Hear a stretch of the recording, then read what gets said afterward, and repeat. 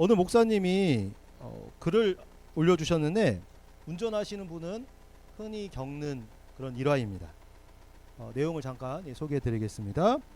일주일 전에 주유소에서 기름을 넣었다. 주유 중에 낯선 청년이 다가와서 와이퍼를 싸게 해드릴 테니 교체하라고 간곡히 사정했다.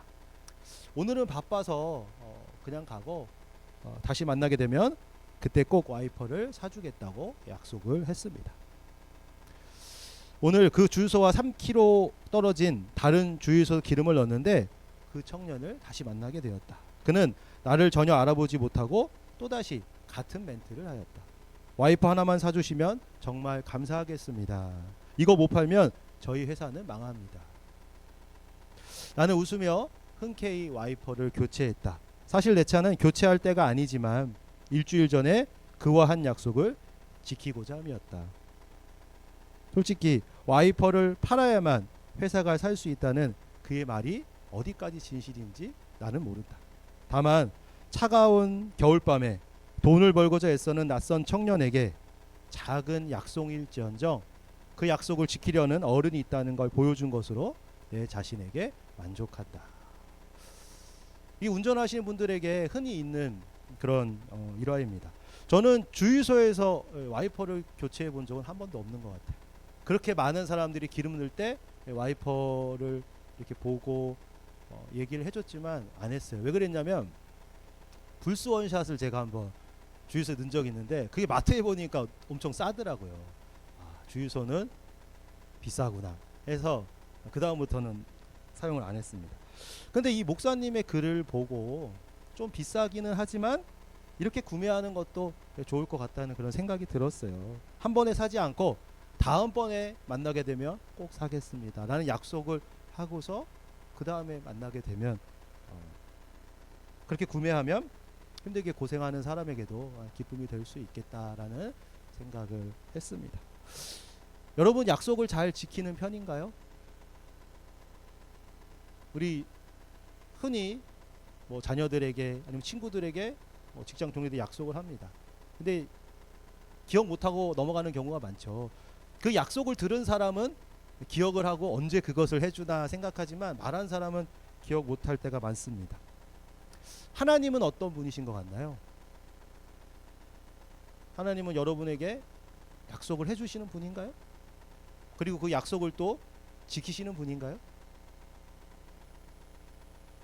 하나님은 신실한 분입니다. 말씀하시는 것을 지키는 분이세요. 여러분에게 주신 약속이 있다면 반드시 이루어주는 분입니다. 히브리서 11장 6절의 말씀입니다. 믿음이 없이는 하나님을 기쁘시게 하지 못하나니 하나님께 나아가는 자는 반드시 그가 계신 것과 또한 그가 자기를 찾는 자들에게 상 주시는 이심을 믿어야 할지니라. 아멘. 하나님을 믿고 또 하나님의 역사하심을 기다리는 자에게 반드시 상을 주십니다. 말씀의 성취, 약속의 성취를 신뢰하는 사람에게는요 반드시 이루어지게 되어 있습니다.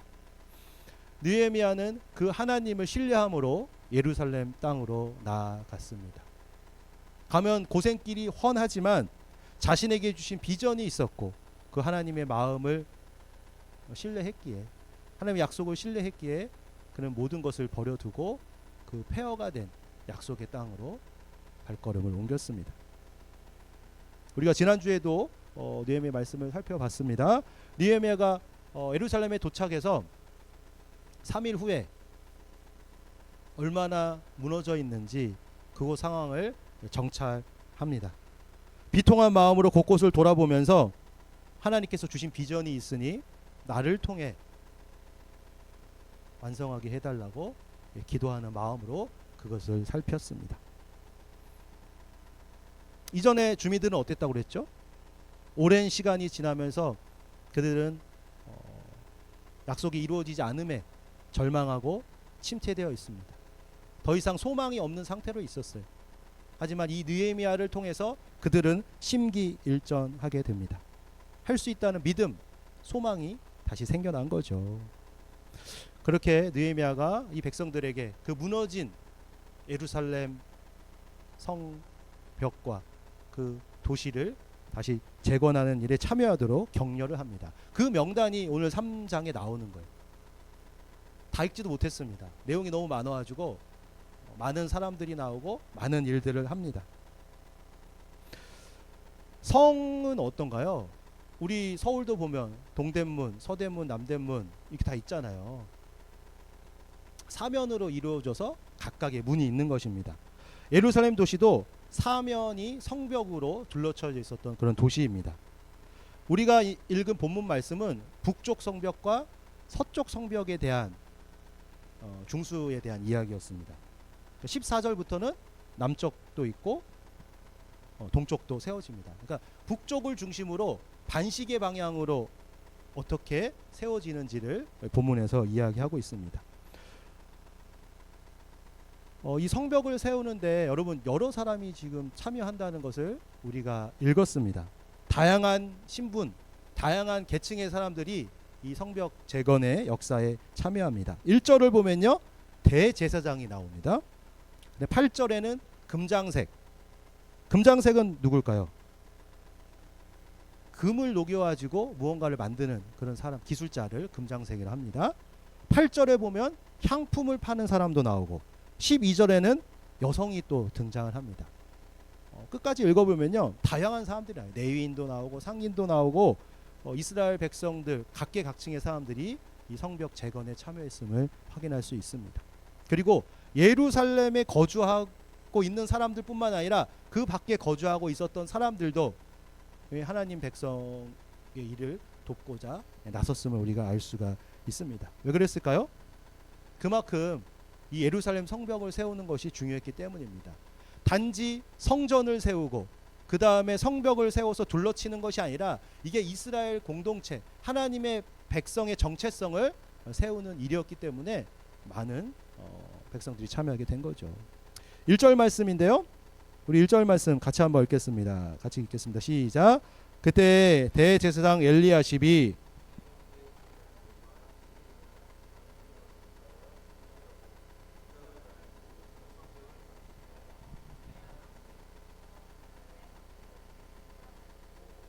그 명단 중에 가장 먼저 나오는 이름이 엘리야십입니다. 또 그의 직분은 대제사장이요, 종교 지도자죠. 그 중에 가장 최고에 속한 사람입니다. 엘리야십의 이름만 나오지만 그를 비롯해서 다른 제사장들도 같이 참여를 했습니다. 이 종교 지도자들이 이 공동체를 세우는 일에 솔선수범했음을 우리가 알 수가 있습니다. 그들은요, 양문을 건축하고 성별했습니다. 아까 말씀드렸죠. 북쪽 성벽부터 지금 본문에 나오고 있습니다. 거기 양문, 가장 중심이 되는 양문부터 이 대제사장이 다시 세웠다는 걸 우리가 확인할 수 있습니다. 양문, 어떤 문일까요? 양의 문이에요. 양이 드나드는 문입니다. 예루살렘 성벽의 북쪽, 약간 북동쪽에 위치해 있는데 하나님께 제사를 드리는, 하나님이 임재하시는 그 성전에 가까웠던 문입니다. 그럼 하나님께 제사를 드리려면 뭐가 필요하죠? 제물이 필요해요. 뭐 여러 제물이 있겠지만 양을 주로 제물로 사용을 했습니다. 그래서 그 양들이 드나드는 문이라고 해서 양문이라고 한 것입니다. 제사장들에게 되게 중요한 동물이죠. 그들이 제사를 주관했으니, 그래서 제사장이 이 양문을 먼저 건축한 겁니다. 건축하고 성별했다고 합니다. 거룩하게 구별했다는 거죠. 그래서 하나님께 봉헌했음을 의미합니다. 문을 성별하고 또 성벽, 이어진 성벽도 세우고 성별해서 하나님께 봉헌을 합니다. 또 이 북쪽 지방의 3절을 보면요, 어문이라고 나옵니다. 어문 뭘까요, 여러분? 어문? 물고기 어잖아요. 물고기 문입니다. 그러니까 예루살렘은 육지예요. 그러다 보니까 다른 지역, 두로 지역에서 이 물고기를 수입하고 있었습니다. 그래서 어문은 생선이 들어오는 문을 이야기합니다. 중간에 또 보면 분문이라고 있어요. 분문. 분은 뭘까요? 변이죠.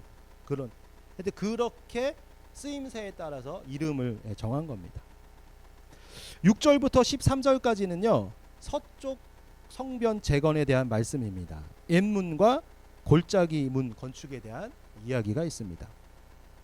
12절 말씀 한번 같이 한번 읽어볼까요? 저희가 12절 읽겠습니다. 시작. 그 다음은 예루살렘 지방 절반을 다스리는 할로헤스의 아들 살룸과 그의 딸들이 중수하였고, 앞에서 제가 말씀드렸죠. 이 무너진 성벽을 다시 세우는 데 있어서 여러 사람들이 참여했습니다. 여러 계층. 근데 여기는 누구예요? 여성들이 나왔어요. 살룸이 지도자이고 그의 딸들에 대해서 언급을 하고 있습니다. 민수기 27장을 보면요, 슬로보앗이라는 사람의 딸들의 얘기가 나옵니다. 아버지가 죽었는데 상속을 우리가 받을 수 있게 해달라고 하는 그런 내용입니다. 느헤미야 3장에서는요, 이 여성들이 자신의 권리뿐만 아니라 이 예루살렘을 재건하는데, 성벽을 다시 만드는데 중요한 역할을 했다는 것을 우리가 알 수가 있습니다. 그래서 많은 사람들이 남녀 할 것 없지, 우리 아이들도 아마 참여했을 것 같아요.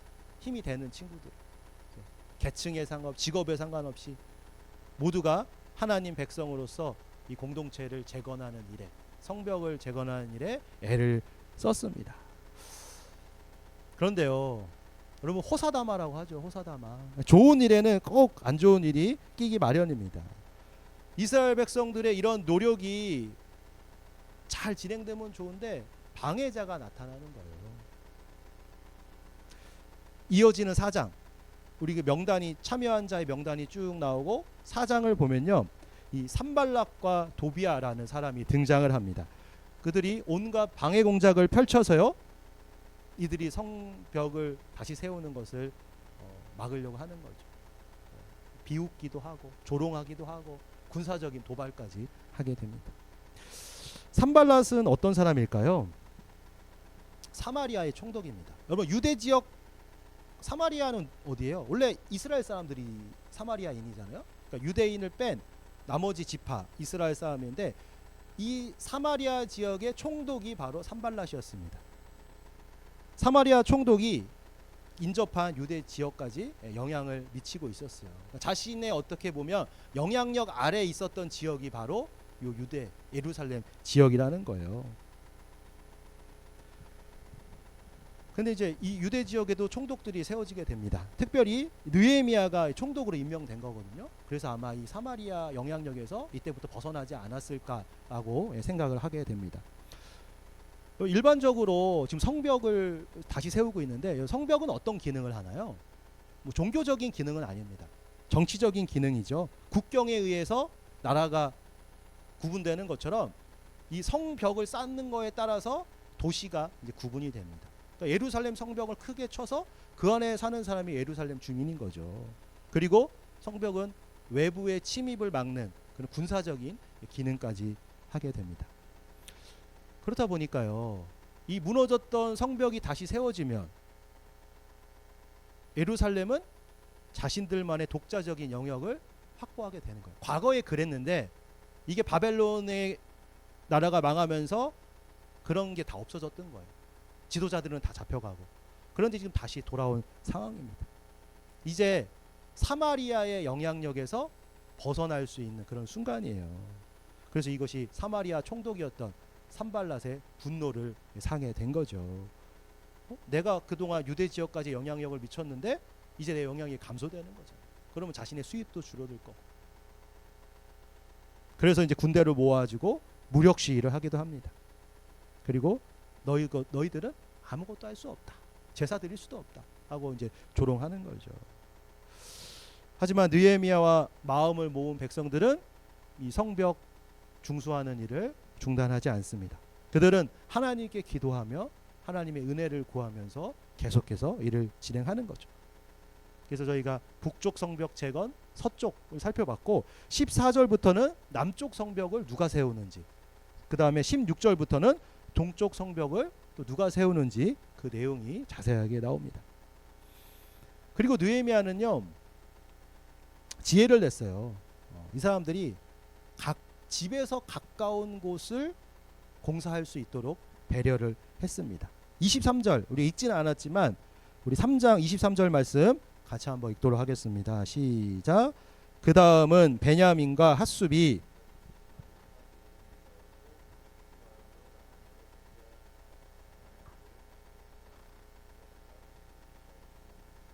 자기 집에서 가까운 부분을 성벽을 다시 세우는 일을 했다는 거예요.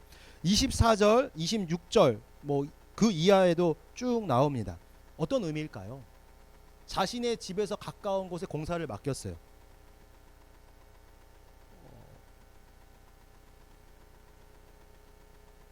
공사 시간이 단축되겠죠. 그렇죠? 이 남쪽에 사는 사람들을 북쪽에 있는 성벽을 공사하도록 하면은 왔다 갔다 하는 시간이 많이 걸리잖아요. 시간도 줄게 되고 또 뭐예요? 그 공사하는 중에 대적들이 쳐들어올 수도 있습니다. 주변 여러 나라들이. 왜냐하면 공사하면 무방비 상태니까. 근데 집에서 가까운 곳에 공사를 하고 있다가 쳐들어오면 빨리 가서 방어해서 가족들을 지킬 수가 있었습니다. 그러니까 내 집을 안전하게 지키기 위해서 가까운 성벽을 다시 공사한다. 그러면 어때요? 일할 수 있는 의욕이 생기는 거잖아요. 그렇게 지혜를 발휘했습니다. 그래서 이스라엘 공동체를 위한 그 성벽 공사였지만 저마다 가까운 곳에서부터 힘을 내서 참여할 수 있도록 격려를 했던 것입니다. 사랑하는 여러분, 이 성벽 재건의 이야기를 보면 느헤미야 한 사람의 이야기로 생각하기가 쉽습니다.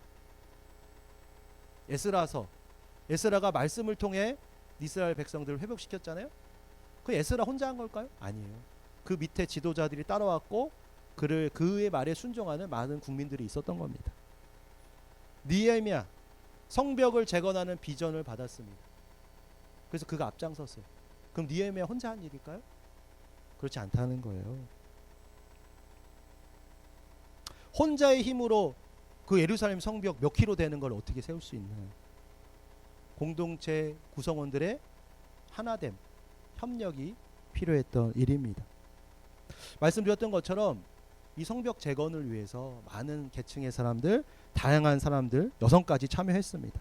제사장, 금장색, 향품장사, 레위인, 귀족, 상인 모두가 성벽의 각 부분을 맡아서 일했습니다. 각자의 수고가 모아져서 예루살렘 성벽이 세워지고 이전처럼 구별된 도시가 될 수 있었습니다.